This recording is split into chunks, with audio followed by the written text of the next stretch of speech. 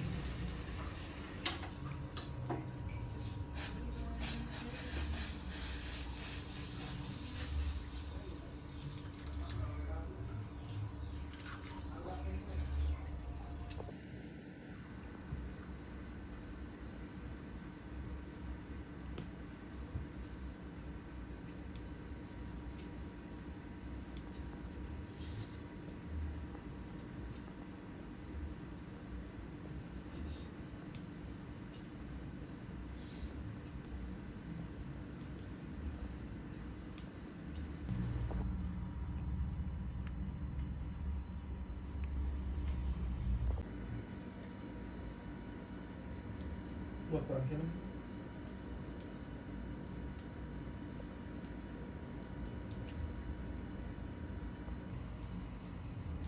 Sudah. Coba dulu lah. Thank you Mina. Cuci dulu ini. Itu usah.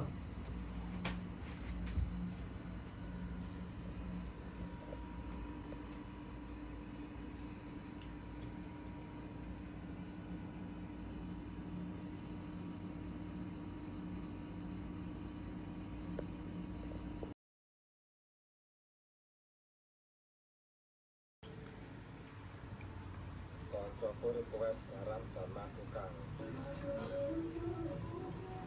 Berangkat ini semua, tenang. Lakukan ini saya. Lebih gampang daripada semua kita sampai mati.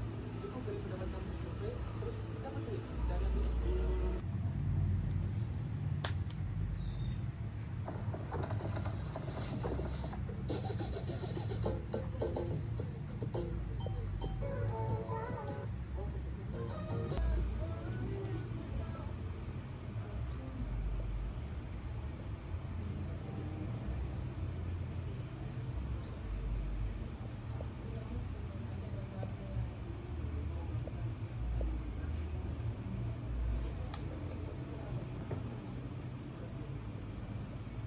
Pemuda di Yogyakarta terbakar akibat pinjam dulu 100 tapi tidak dikembalikan.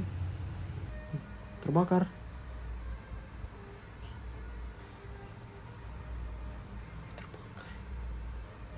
Hi. Kamar kos meledak akibat pemuda ini sering mencuri korek api dan menyimpan di kamar. Ada 3 lagi korek sawal ini. Serius kah ini? Apalagi nih? Dokter mendiagnosa perut pemuda terdapat paku akibat sering numpang makan tapi tidak cuci piring. Wih, piringku belum kucuci lagi. Harus makan indomie. Parah ini. Parah. Gawat.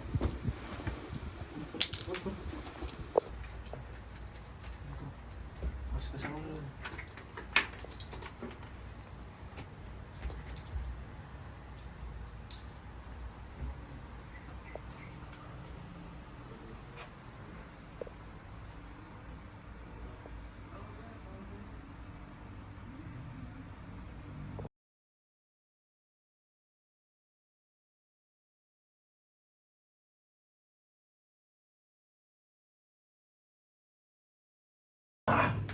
Sabar dulu. Sabar. Gue.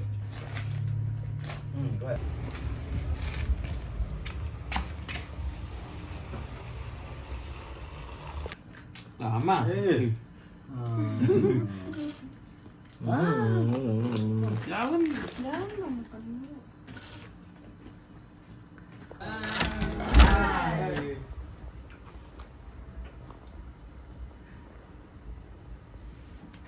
Wal, ini Indomimu yang kemarin 2 aku makan, ini korekmu yang kucuri, sama ini uangmu yang bulan lalu ya, 100.